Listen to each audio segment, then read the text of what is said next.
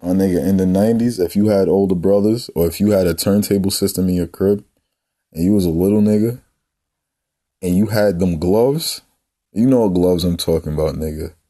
The same gloves that Quincy had in Juice, you was scratching up your parents' records like a motherfucker. You was fucking up your older brother records, all the Big Daddy Kane records, all the Michael Jackson records.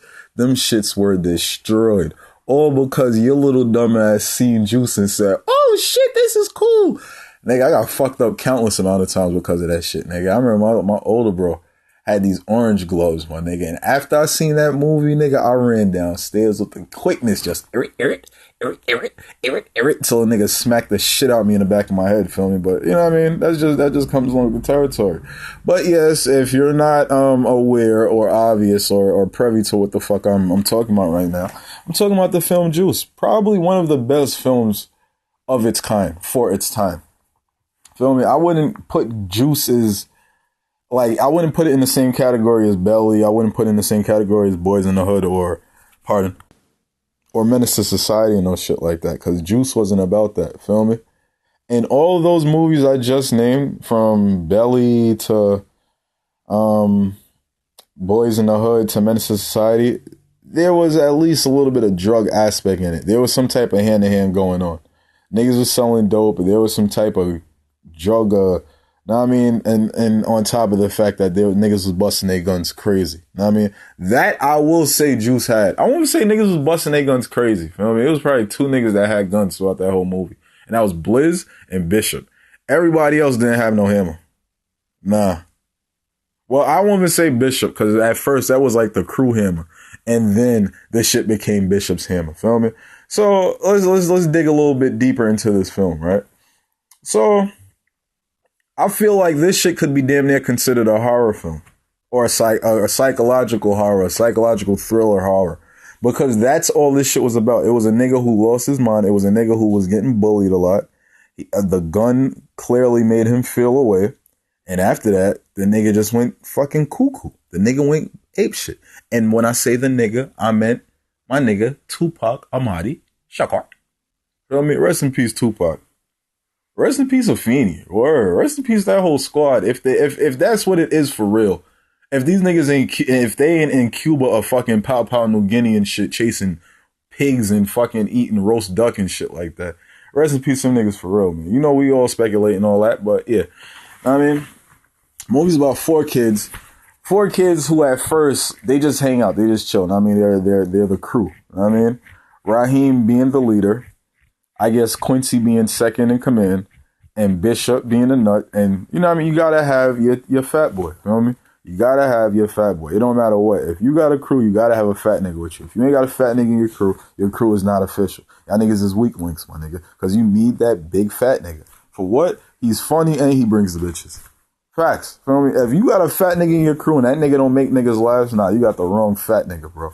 Steele was a funny ass nigga. The nigga was pouring 40 ounces of alcohol, not 40. Not oh shit, nah, nigga. This nigga was drinking. Nigga was pouring OE in a motherfucking frying pan with eggs and bacon, my nigga. That's the funniest shit I've ever seen. And served it to niggas, bro. This nigga was funny, my nigga.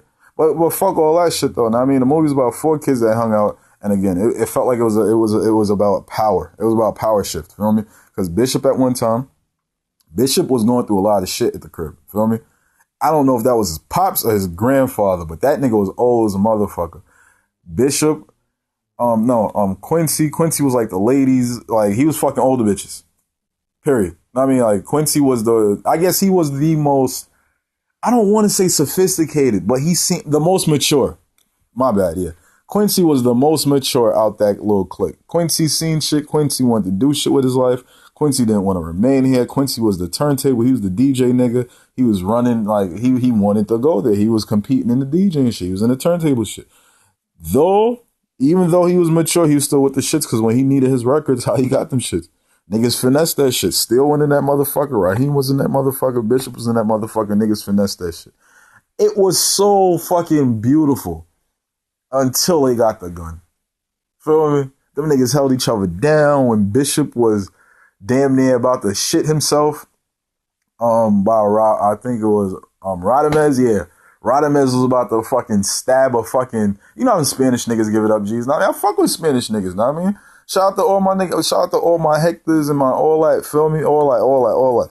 But them niggas, they knife happy, feel me? They damn near identical to Jamaicans with they shit, nigga. They are knife happy, feel me? Because niggas go by that one rule, my nigga. The gun will jam, my nigga. The worst, the knife will break, but I could still use that shit, know what I mean? The knife don't jam at all, bro. It jam your ass up, but that shit, I could always whip that motherfucker out. The worst case, that shit is dull, then I have to stab niggas with some strength. But if that shit is sharp, nigga, I'm chopping niggas. Nigga, come on, son. So Bishop is he's getting pressed by Radamez and his mans in front of old man Quilla store and shit like that.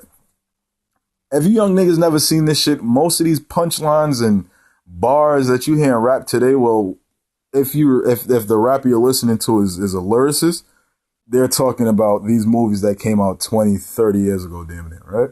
So we see Bishop getting pressed by Rodman and his crew, and Bishop is about to shit his pants, and as he looks, he sees his team. And then he makes the wink at his team, and they come save him and shit like that, feel me? Over time, yo, the digression of their relationship and all of that shit is crazy, my nigga. Because when it first started, them niggas was like a fist. And as the movie goes on, the fist starts to unravel and the fingers come apart. Know what I mean? Like, these niggas really go their own way. Though they're still together, but they're going their own way. Why? All because of that fucking gun. The balance of power is real when you got niggas that don't know how to deal with power and niggas that don't know how to handle power. Feel me? That's what the fuck was going on with Bishop. Once Bishop got that gun, nigga, it felt like that shit turned him into a man. And now that I'm thinking about it, I think that might have had a lot of influence on niggas in the 90s and like this whole niggas ain't fist fighting no more. Because if I got the hammer, I feel like Bishop. And another thing, kids, stop motherfucking imitating these niggas in a movie. It's a fucking movie. It's Hollywood magic. Learn a lesson from that shit. Feel me? You know how many times I fucking see, yo, son, I think I'm Bishop. Like, why? Why would you want to be Bishop? You know Bishop died in the end? You know Bishop killed his fucking friends? Why the fuck? My nigga, if one of my niggas told me, yo, son, I'm Bishop, I'm duffing that nigga, my nigga. We're not friends no more. Why the fuck would you want to be Bishop? Are you telling me that you have plans and intentions of getting a broken fucking 38 and coming to shoot me or some shit? Like, nah, son. You're bugging the fuck out, my nigga. Get the fuck out of here, my nigga. Like, nah. But nah, it was a good movie though. Juice was fire. I ain't even gonna say that because even though I said all that bullshit, it was very entertaining to watch. It really had a story behind that shit. That shit was fire. It was going from this part. Oh shit, that happened. Then wow, you got the juice now, my nigga. Fire. I can't knock it. Great film, man. You feel me? Out of 5 blunts, I give this shit a 4. Or Juice was good money. Juice was good. I ain't going front. Juice was great. I'm not gonna lie. I would thoroughly suggest you watching Juice if you never seen that shit. It's fucking 2017. You never seen Juice? Who the fuck are you? Where the fuck did you come from? Where you grew up at, nigga? You never seen Juice before? You're embarrassing yourself. You're embarrassing this whole race if you never seen Juice before, my nigga. Matter of fact, don't even leave a comment unless you've seen Juice before. Feel me? Dead ass. If you ain't seen Juice before, me and you, no, we don't have nothing in common. You're an op. You're a fucking op. Let me stop, man. But word, that's it for that, man. Thanks for listening. Leave a comment. We'd love to see what you guys think. If you haven't seen this movie, am I the only one that thinks this shit deserves a 4 out of 5 blunts? Or maybe the whole 5, maybe under? Did I rate it correctly? Let me know. I want to see if you guys relate or feel the same way I do. That being said, I'm out of here like bullheads.